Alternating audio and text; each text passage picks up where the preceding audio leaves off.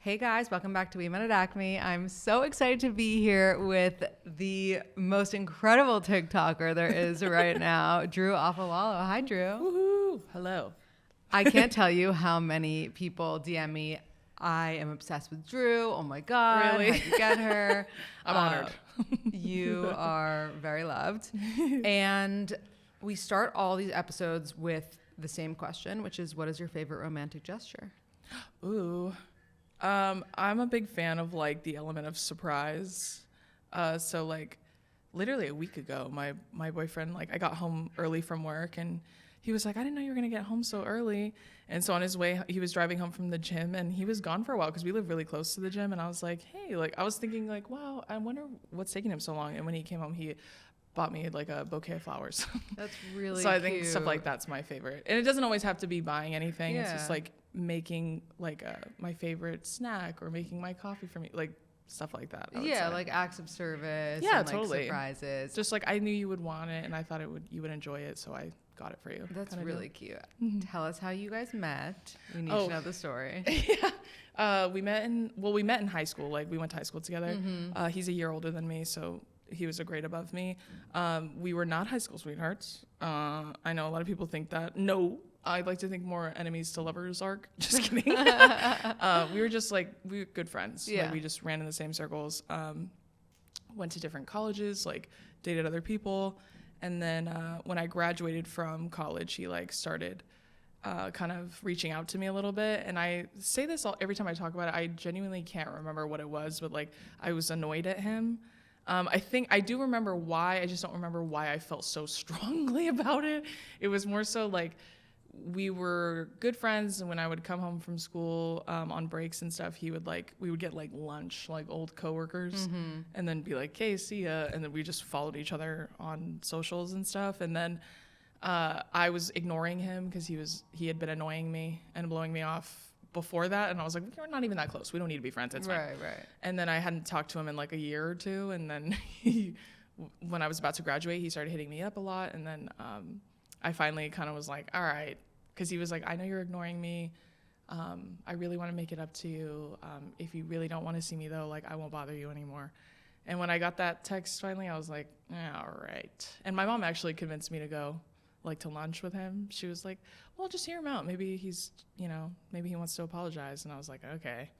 So joke's on me. Now I'm in love. So here we are. How long has it been now? 7 years. It's going on 7. This August is 7 years. That is so impressive. Yeah. How, I know. like, what was annoying you about him? Do you remember? I don't remember the specifics because it was so long ago, but I feel like it was more so the fact that like I felt like he was blowing me off and it was getting closer to the time frame. So like we would make plans to get lunch or something very neutral, and then he would cancel on me a few days before, and I'm like, that's fine, not a big deal. And then the next time, like 6-7 months later, he reached out again. He's like, let's get lunch. And then it was like the day of, and I was like, okay, well that's kind of annoying. And then like the last time it was like he just didn't show up at all, and I was like, and thankfully he didn't go anywhere because he was supposed to pick me up. Right. But I was like, are you like coming or no? Like what the hell's going on? And then he didn't reach out to me till the next morning, and I was like pissed off about it. And I was like, you know what? We're not even really that close, so we don't have to keep doing this. Right. Like, we don't need to do lunches once a year. It's not a big deal. Looking back now, though, I feel like there was a reason why we kept meeting up for lunch just randomly, even though we didn't really talk every day or anything like that. I think it was just like, I think that was like the universe pulling us like, together. So yeah. Do you think that part of him knew that once he did like fully show up, you would end up dating, and he was kind of like delaying that because he knew that that was going to happen? I honestly don't know. I think, well, the thing about him too is like he's extremely convicted in everything he does. So he doesn't do anything he doesn't want to do, most especially like I'm sure, I don't know if you've seen my boyfriend, but many people have. He's a very good looking man. So like he has no problem getting attention from women. He has no problem dating. He has no problem with any of that. He's very charming, very smart, very funny, like blah, blah, blah. All the things, all the wonderful things. So he has no problem in that department at all. So he doesn't chase ever. He's never had to.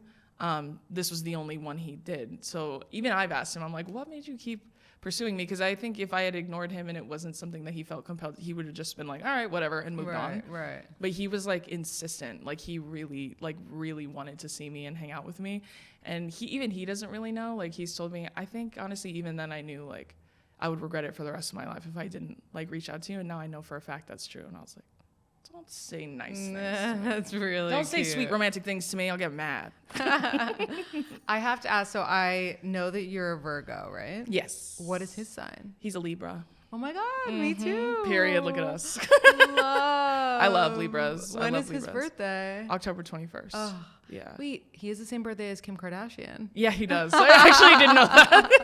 Every time I see hilarious. people wish them a happy birthday. Wait, I'm like, and you know what's so weird? Tell me if you feel a type of way about this. I just think it's kind of crazy. You Yeah. know who else has the same birthday as Kim Kardashian? Who? Amber Rose. that is very strange. That is strange, right? Like, that's weird. Like- it's weird.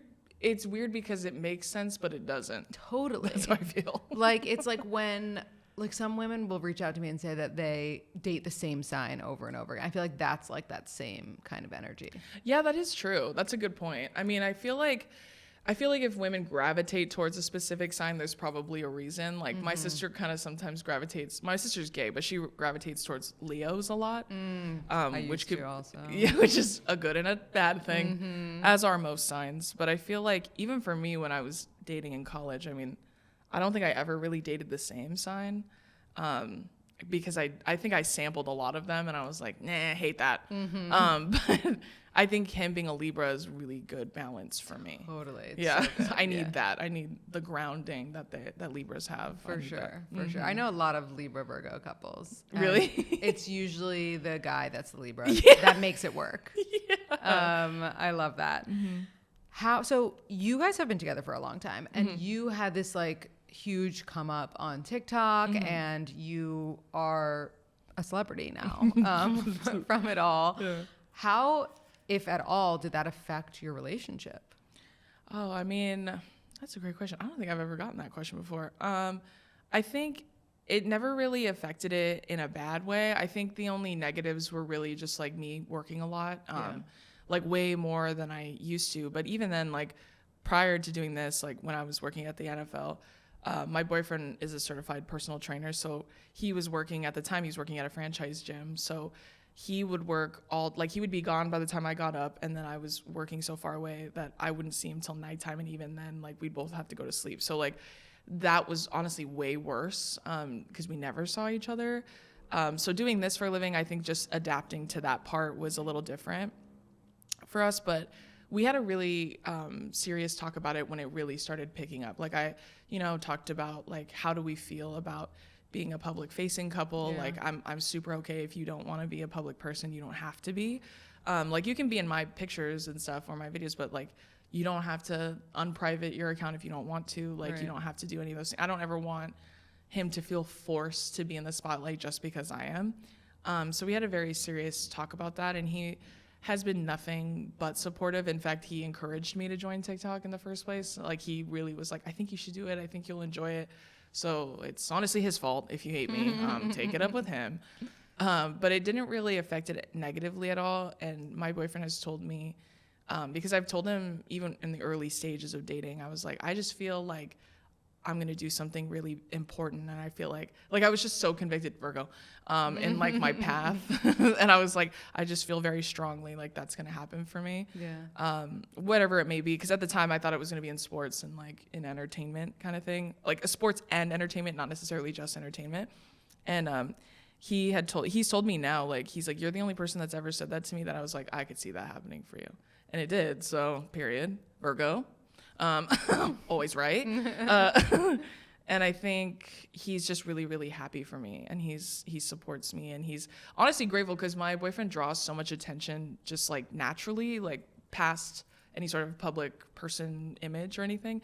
He just naturally garners a lot of attention because he's so unique looking. Yeah. And he said his favorite part was that people now look at me and not at him, and that's his favorite part. Aww, so I was really like, sweet. perfect, works out great for the two of us. So yeah, I think it was just like any job you get, like you kind of adapt as you go through it. But With what you talk about on TikTok, which is essentially, talking a lot about your views on men and just how like most of them suck. And most are misogynist and all this stuff. Do you think that you having a significant other like supports that more? Do you know what I'm saying? Yeah, how, like totally. some people are out here giving advice and they've like been single the whole time. Yeah. No, totally. Unfortunately, yes, I do think that it bolsters my argument a little bit. Not necessarily just to undercut men who try to like use that as a gotcha moment, because being single is no indicator of whether or not you're worthy of love or respect, literally at all. They should know that they're all single. So, but I think that for what it is I talk about, I think on the other side of things, it really strengthens my credibility when it comes to other women who are interested in dating men. Like, and I've said before, like, misogyny is so sinister and evil. It works in many different ways, but one of the ways is to convince you, like, settling is like a tool that they've crafted. And they're like, if you don't dim, if you don't shrink, if you don't like do what I say, if you don't act the way I want you to act, you're going to end up alone. And I think men for years have used that as like a kill shot on women, which a lot of them succumb to it, and it's by no fault of their own. Like, that's not on them. It's just on society. It's a conditional thing. So like they've been conditioned to believe that. So they're like, okay, well, maybe I do have to kind of settle in certain areas. And I've told my audience before, like, I'm living proof that's not true. Like, you don't have to do that if you don't want to. And you could still end up with someone who you're attracted to, but also like loves you and supports you and is smart and funny and charming. Like, it doesn't have to be like I have to dim myself in order to get someone that I feel like I deserve or want. And so unfortunately, yes, it's not a good thing, but I don't think that is the case, but I don't think it hurts either. I think it gives people better perspective on it. And also like, it's like proof. It's like, okay, well, clearly she's in a relationship and it's a long-term one. And sometimes men try to tell me things like, well, he's probably just with her for the money. And I was like, I had $0 the beginning of our relationship. I was like, I don't know if you guys think I met him yesterday, but like we've been dating for years and we've known each other for over almost, I think, past 15 years now. Like, we've known each other for over a decade. So yeah, that's try again. Right, exactly. But yeah, I think it helps a lot. Yeah, totally. Why do you think it is that men are worse to women on TikTok than like on any other social media platform? Like, what is it about TikTok? Yeah, I think the gift of virality is a curse in a lot of ways. And I think that men have seen other men build platforms off of like, being awful towards women. It's like all under the guise of jokes. Like, I'm just being funny. I'm just telling jokes. Me too, but they really don't like my jokes. I guess two different kinds of jokes. One's acceptable, one's not for them. But I think I think a lot of it is driven by the need to go viral. And I think it gives them a sense of like power and autonomy that they don't believe they have.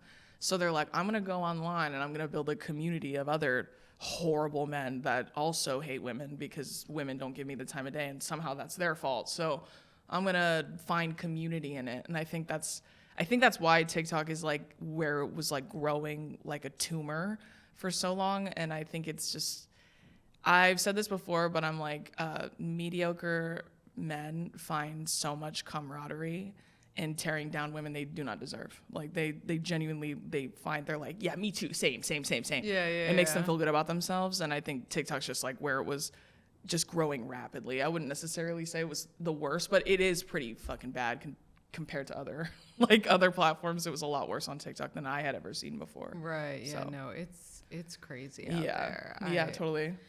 But so obviously there are like horrible guys on TikTok. There are horrible guys on all platforms and totally. You can find them anywhere.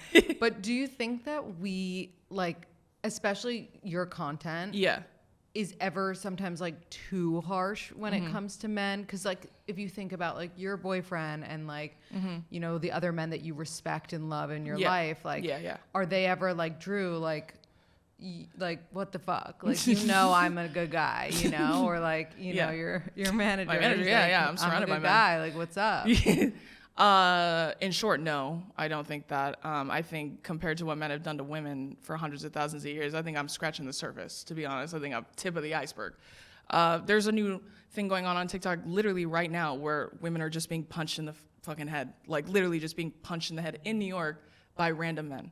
And they're just being socked in the face for no reason at all. So no, I don't think me like comparing your teeth to the doors of a haunted house is anywhere near the fucking same. Yeah. But on top of that, like men who believe that they are worthy and they don't draw validation from pushing women down don't give a shit about the things I say. The only men who get ruffled by it are men who don't feel like they measure up. And so my bringing attention to it makes them feel even more inferior than they already do.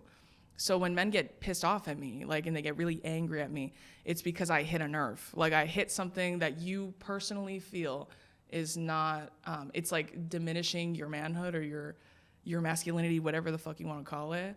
And that makes you feel some type of way. So instead of taking that shit out on me or other women in your life, go to fucking therapy and unpack it. Like unpack why you feel that way. Why is it what I said? Why did that make you so angry? Right. In fact, my dad encourages me to be meaner. Like when I was first starting, he's like, I think you could have gone harder, to be honest. Yeah. Sometimes I'll show my boyfriend my videos and before I post them and he's like, well, I think you could be meaner. I'm like, you think? He's like, yeah, I think you should go back in there and redo it. I'm like, oh, okay. Oh, no, for sure. I'll get right on that. So like the men in my life, whether they're like family or friends or men that I just like love and admire, I have a lot of male friends too, like just that are not related to me. And they find me hilarious and they think it's funny and they don't give a shit. And all of them, some of them are tall, some of them are short, some of them have good hair, some of them don't. Like they really don't care because their self-worth and confidence doesn't come from feeling better than women. And that's the common thread all of the men who hate me share. Like, they feel so inferior in their life compared to other men because male validation means everything to them, like social currency with men who are greater, more talented. That makes them feel good about themselves. And even though they don't have any with men, they feel like inferior, which is, again, a self-inflicted thing. Like, you are making yourself feel bad. They're not doing anything to you. Right. You're just comparing and you don't like how it feels. So the only other people they can compare to are women.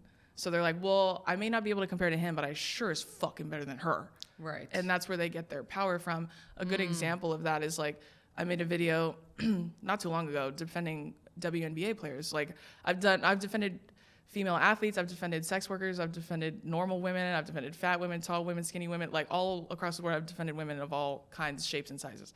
Athletes especially ruffle the feathers of men.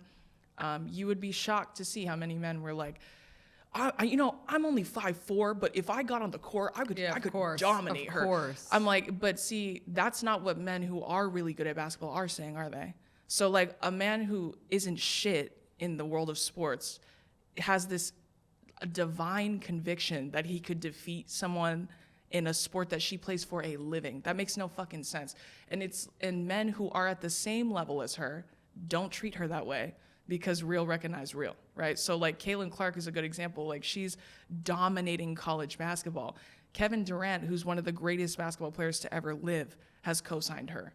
Like Sabrina Ionescu was being personally mentored by Kobe Bryant because he wanted to.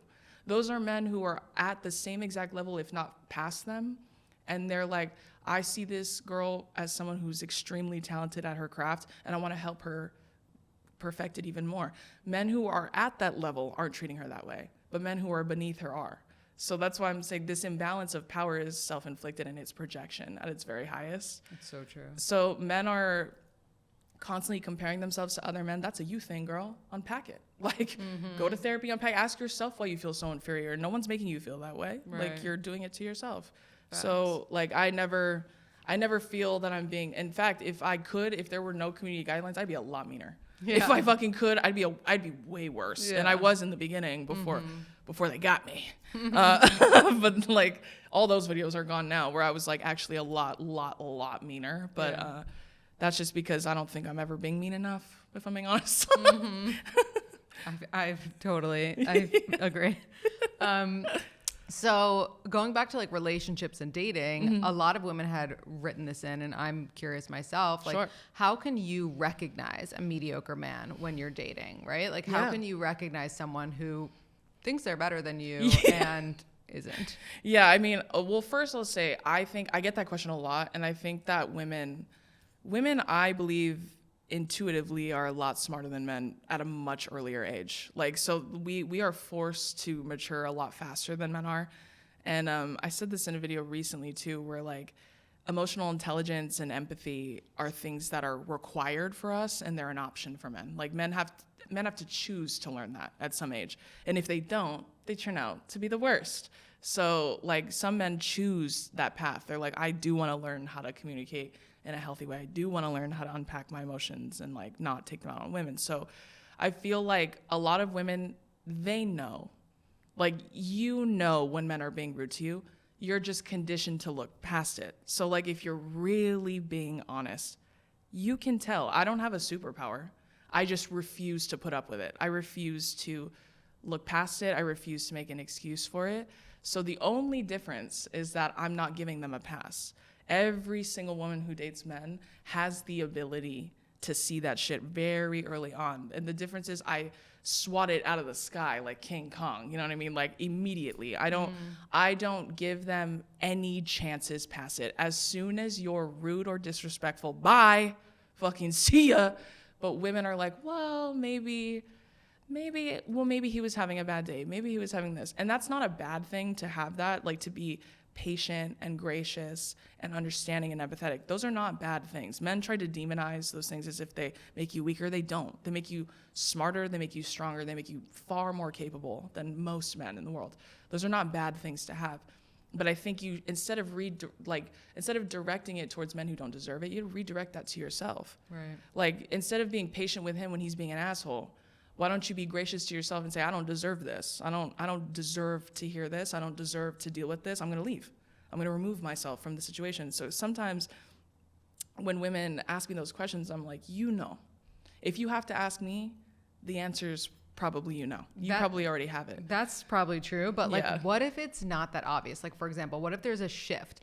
Like with your boyfriend, like let's say that you know, when you started, you were like even, or maybe he was more successful, right? And like now you're more successful. Yeah. What if that dynamic changed how he treated you? Do you know what I'm saying? Like, what if he became like, oh no, you can't like be the breadwinner, or you know what I'm saying? Like how that happens over time. Yeah. Well, see, that's the thing too, is like, and I don't know, maybe this is just a hot take, but like, it doesn't just switch. It builds like over time. It just gets more and more obvious, right? So like, we'll talk about money, right? Like just like in terms of making money. When me and my boyfriend first started dating, both of us were broke. Both of us had $0, girl. And so he didn't feel any type of way about me when I got a job, because I got a job before he did. And I started making money, and I started paying for things. I started paying for meals. He doesn't give a shit. And he had a lot of money to save, so he would pay for things. He was never fighting me on anything. He was never like, well, no, like, I want to pay for it because, you know, I'm the man. They say little things like over years, over time. The more time you spend with someone, the more you get to know them, right? So then as we continue to go through our relationship, then he gets a job and we're making about the same money. Everything's the same. Then he goes out on his own, starts his own training business. He started making way more money than me, like way more than me. And then I got fired. So then I was living off of savings, and he was taking care of us. Nothing changed. Dynamic never shifted. He never was like, you need to pull your weight, you need to pitch in, you need to pay for this. Then I get this job, and then I'm making way more money, and nothing's changed. Everything is exactly the same. If it's like he pays for it, I pay for it. We're not nickel and diming each other. We're not bringing up finances. We're not talking. We're like, hey, I actually paid for this. You owe me half of it. Because we're not fucking roommates. Like we're in a relationship. We're in a partnership. We're cohabiting the same, and we're taking care of each other. So the attitude and the like understanding of our finances and has changed. It's like it's been very different as far as like who's making what money at what time. But the energy towards each other and how we handle it has never changed. It's been exactly the same. That's why I always tell people, when you first start dating someone, pay attention to shit like that.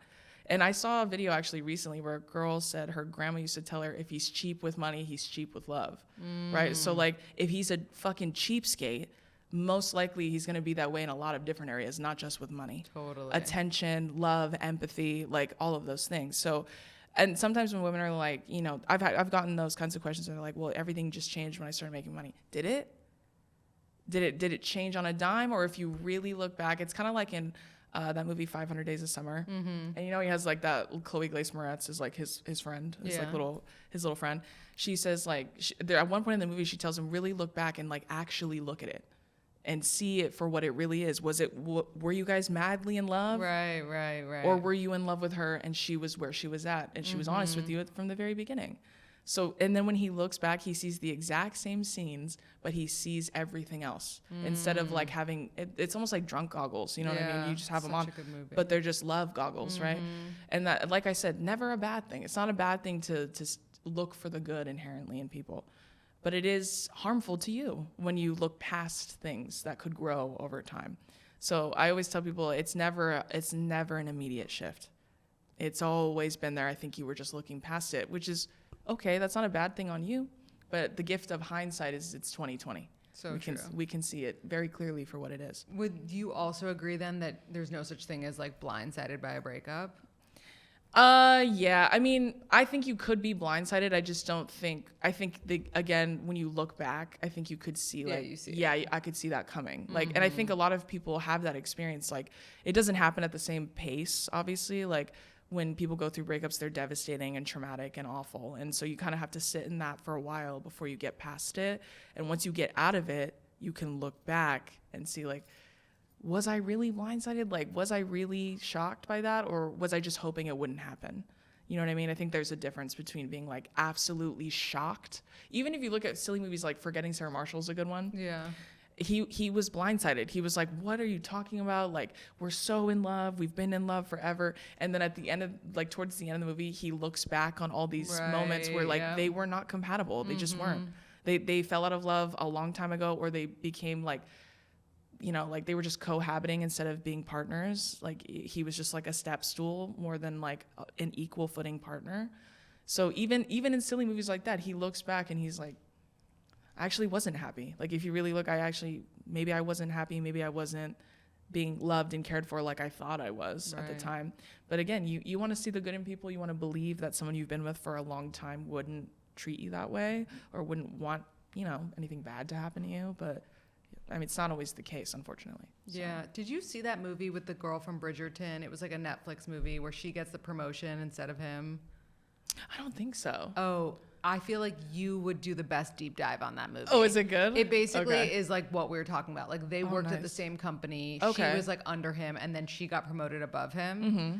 And then like the entire dynamic changed. But like the signs were there in the beginning too. Yeah, it's again, I think like that's why I think if someone went through a really tough breakup and they're healed now and they've moved past it, I think all of them would tell you if I really looked back, like I don't think it was what I thought it was when I was in the middle of it. Yeah. It's hard to see it when you're in the middle of it because love is a wonderful, euphoric, and blinding feeling. You know what I mean? Mm-hmm.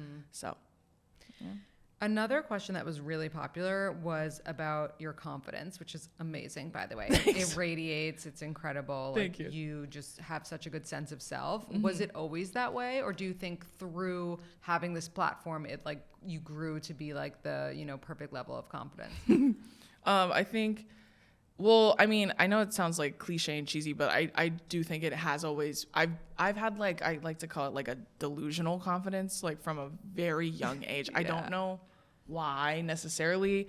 I think I've just always, like obviously I think my upbringing had a huge part in it. Like my parents are high school sweethearts, and like my mom has always been like so confident and so independent, and my dad is too, but my dad has always been such a cheerleader for my mom. Like my mom's made more money than my dad as long as I've known them.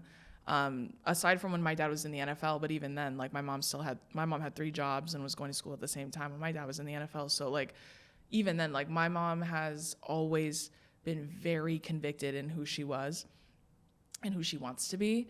And so I feel like being raised around a woman like that, plus a father who was so okay with being like a supporting actress, like in the movie of my mom's life. Like my dad doesn't care at all. My dad has no pride at all when it comes to that. Like his ego is not too big to support and love his wife. You know what I mean? And in Samoan culture, I've said before, is like it's at its very genesis is very matriarchal. Like we've always held women in very high regard. Like that's just how it's always been. That's how I was raised. So I have a lot of father figures in my life outside of my own dad.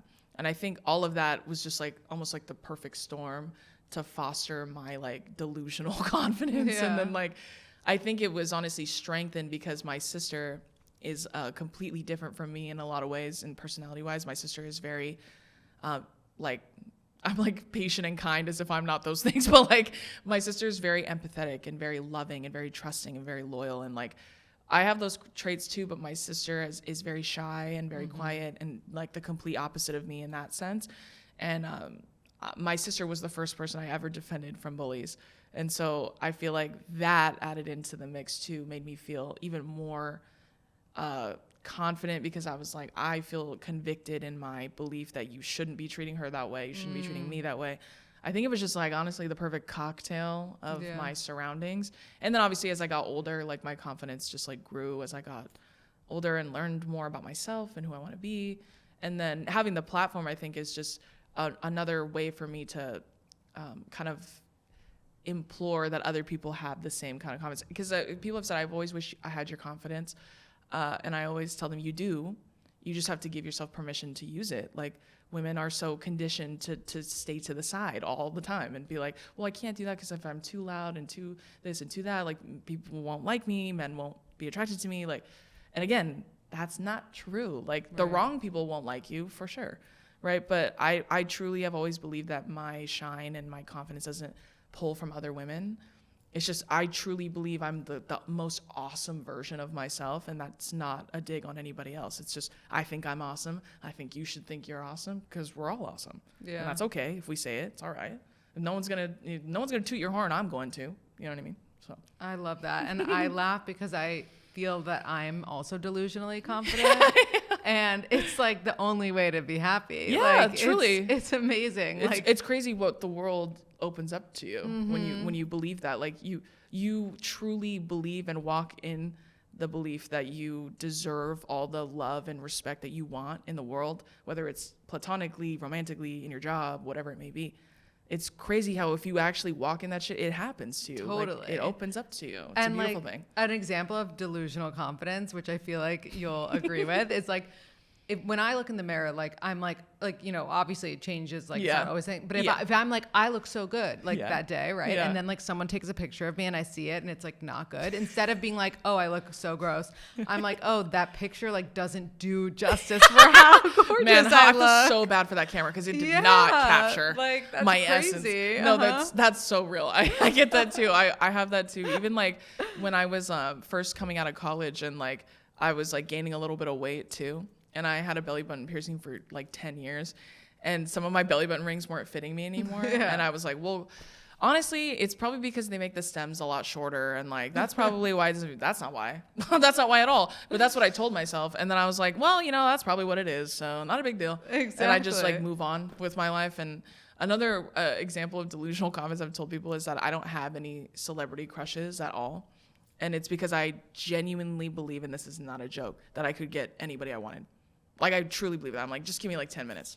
I'll just sit in a room and chat, and then he's going to want to date me, and I'm going to be like, oh, can't, I'm taken. So like, I'm like, I genuinely hold that belief so severely. That's amazing. Because it's true. Yeah. Like, so I was like, because it's true, and who's going to tell me otherwise? Exactly. Prove it. Like, come sit in a room with me, and let's see. Put Brad Pitt in this room. Yeah, I was like, let's see. He'll try not to fall in love with me. See what happens. I love that. Okay, this is like a very random specific question, but this person has asked, you know, when like you do like an ask me anything, I don't know if you do this, and it's like someone asks the same question over and over, but like you really haven't gotten to it yet. Yeah. This is that question. And I was like, you know what? I'm just going to ask Drew. What would you do if you walked in on your boyfriend watching porn? Oh, watching porn. I have gotten questions about porn before, like just like I honestly would probably want to talk about it. I'd be like, hey, what's going on here? Right? Let's talk about it. Let's talk through this. And I would try to see, but like this is, again, my personal preference. I don't like that personally. I just feel like, if you have to go somewhere else mentally to get it, maybe there's something we need to talk about. Maybe there's something we need to address, right? And that's just a boundary of mine. That doesn't have to be everyone's boundary. Because the few times I have talked about it, sometimes people are like, well, I don't care. Okay, congratulations. No one's going to give you a fucking medal. I do care, right? So that is a boundary of mine. So we would have to talk about it and go from there. That's what I would do. But I've told people before, if your boyfriend is constantly watching porn and you guys are in a monogamous relationship and it makes you uncomfortable, you have every right to bring it up and address it and talk about it and tell them that makes me uncomfortable. I really don't like when you do that. I would like to figure out a way for us to solve this issue without either of our boundaries being crossed, right? And then if he continues to do it, clearly he doesn't care about your boundary and he's disrespecting it over and over and over again.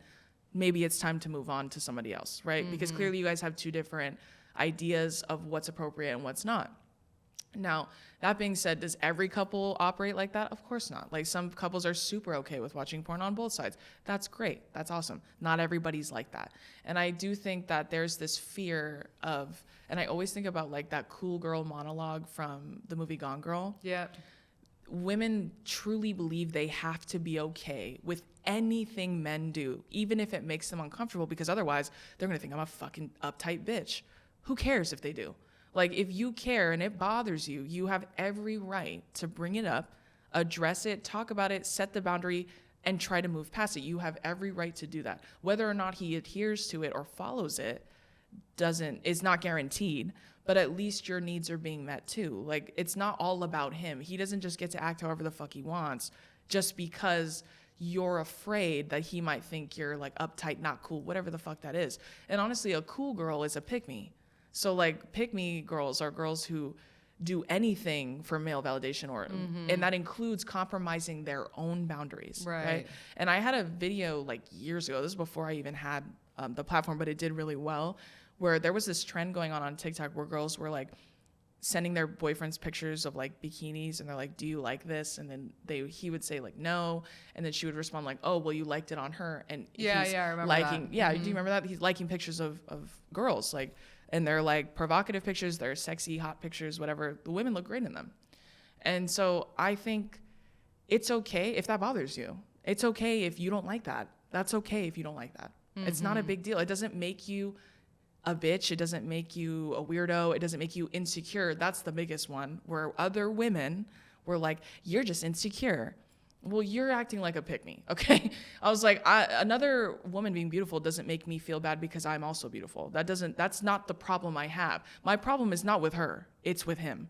It's with him, because if you're being honest, when men like all these sexy pictures of other women, why do you like that picture? You a big fan of the scenery? You a big fan of the bikini? Or you're looking at ass and titties, right? That aren't mine. So like, maybe we should talk about that. And that's only applicable in my opinion to like heterosexual relationships, because outside of my purview, I can't speak to that experience at all, because it's very different for other sexualities as well. But when it comes to this, let's all just be honest with ourselves, right? If your boyfriend is liking sexy nude pictures of other women, or like a Kylie Jenner or something like that, sexy pictures, let's say it was Kylie Jenner, right? If Kylie Jenner like just so happened to hit up your loser boyfriend and was like, hey, I want to date you, would he leave you? He would, right? Okay, so let's all just be honest. That's what I'm saying. That's my point. Like, if he would jump at the chance to be with her, then there's really no difference, is there? Like, between liking the picture. Oh, it's just a picture. Okay, well, I'm just gonna go like a bunch of pictures of wieners, and then you can't get mad at me. Yeah. I'll like a bunch of pictures of wieners, and you can't get mad at me. Because sometimes when I say that, people are like, well, I'm assuming you don't do that either. You're right, I don't. Right. Because that's a boundary we both have, and also that makes me uncomfortable. I don't want to like, you know what I mean? I don't want to like pictures of other men that are not my boyfriend, because I'm not attracted to other men that are not my boyfriend. 100%. So I think the only caveat would be like, if you are someone as a woman who likes to watch porn, then it's like you can't really come for him. Yeah, exactly. Like, that's why I said boundaries different for everyone. Exactly. Some couples love doing that. That's great. That's awesome. That's just not my vibes. Totally. And if you're asking me, I'm assuming that's not your vibe either. Right, exactly. Right. So like if that's not your vibe either, you have the right to communicate the boundary if you want to. Yeah, it's And then true. whether or not he adheres to it, I mean, it depends. It's specific to him. Yeah. For me, like as someone who does like watching porn, Mm-hmm. my issue with that would be like, why didn't you tell me you were going to, like, into the bathroom? Oh, all by yourself. Huh? Yeah, like you're like, you don't have to so, do it in like, secret. Yeah, like it's exclusive and secretive, and I don't like that. Invite me to the party next time. Right, exactly. But that is interesting because I feel like in this relationship, that's how I feel. And like there were other relationships where I didn't like if they did that. You know what I mean? That's why I said it changes. Exactly. It's very like, it's never a one size fits all kind of situation. Mm-hmm. And that's what I've told people before. Like the world is not so black and white in that way. And I think that's why it's really important to be attuned to your own needs and your own wants and desires. Like if you don't like that, that's okay. That doesn't make you a prude. It doesn't make you an asshole. It doesn't make you a bitch. But if you do like that, that doesn't make you gross. It doesn't make you weird. That doesn't make you a whore. It doesn't make you any of that. It's very specific to the person. Like once we take the stigmas out of everything, it's a lot easier to address your needs. You know what I mean? So and all those stigmas are perpetuated by the patriarchy, ironically. Like it's very misogynistic in its very nature. So like once you take the stigma out, you can be more honest with yourself about what it is you actually do want and what you don't want. And that's okay. You know what I mean? Tell us about your book, Loud. What made you want to put the pen to paper? I've told people before, I was like really nervous to write a book. I didn't think I had it in me, to be honest. But now, especially having to listen to me talk forever, I could talk for hours by myself. So Phil was actually, my manager was actually a huge catalyst in me getting the book. My mom really wanted me to write a book. And then I think what I really wanted to accomplish with it was I wanted people to kind of hear my thoughts expanded on like my beliefs and everything. Obviously like TikTok's short form content, even like my podcasts and stuff like that are more long form, but it's not as like detailed and everything. So I think the book was just a really great opportunity for me to kind of expand a lot more on my thoughts and beliefs, my ideologies, like why I move the way I do in life, like how I got there. And it also gave me a chance to kind of explain more about like my upbringing and my cultural upbringing and my family dynamic and like how that played a role and all of that.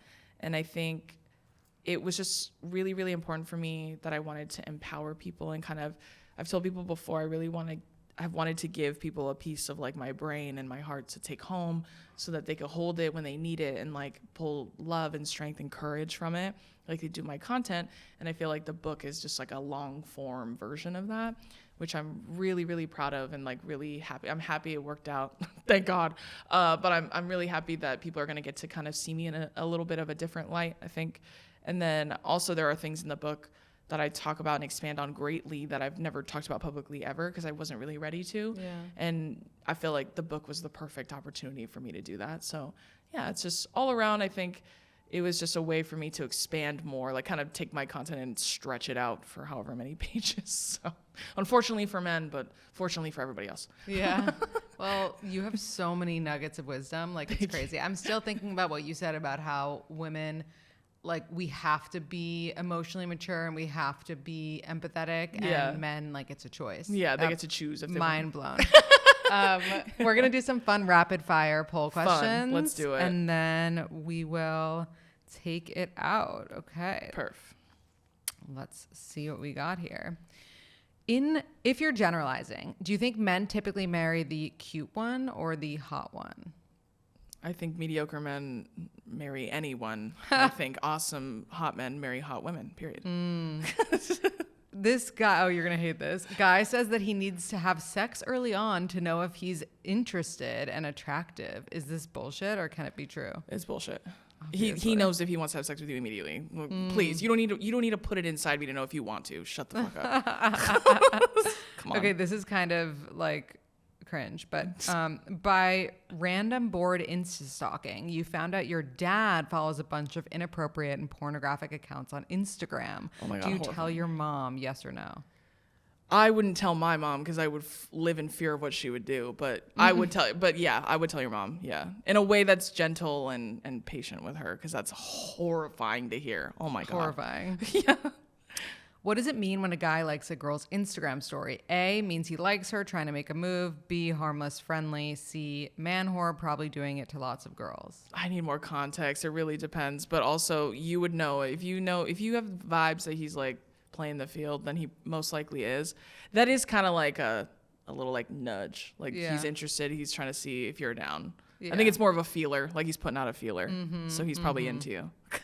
Would a guy be texting you every day since you met if he wasn't interested? Yes, he still could, or no, he's deaf into it. Again, I need more context. I mean, it could be that he's interested, or it could be that he just likes that you're interested. Like he could just like the attention that you give him, which a lot of men do that, and it's fucking bullshit. So annoying. Yeah. You're traveling out of the country with your significant other and you have different interests. Like you want to go shopping, he wants to go to sports games or museums. Is it normal to split up at some points and do your own thing, or should you compromise and do things together? I think it's normal. I just think out of the country could be dangerous. You traveling alone. And also I think if you really love your partner, you'd be willing to share in each other's interests. So like do one where you're doing what you love, and then do one where you're doing what he loves, and then do stuff where you're doing it together. I think it's fair. Yeah, you could split up, but like, do you want to? Like when you go to like if you go to Europe for the first time, like you don't want to spend it with your partner. Yeah, that's weird. You know what I mean? I'd compromise. That's what I would do.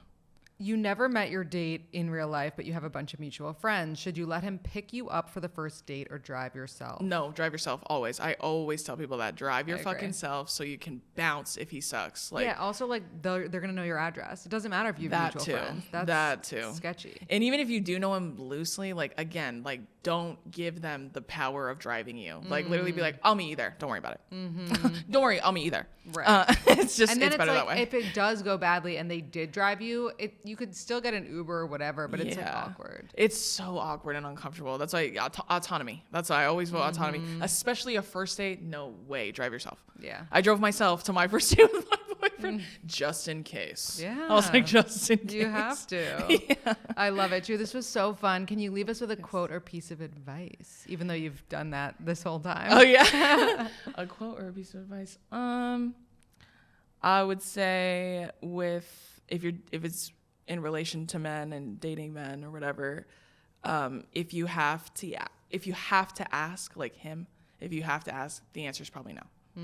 So like, do you think he's ever going to want to marry me? If you have to ask, the answer is probably no. Do you think he's ever going to want to have kids? If you have to ask, the answer is probably no.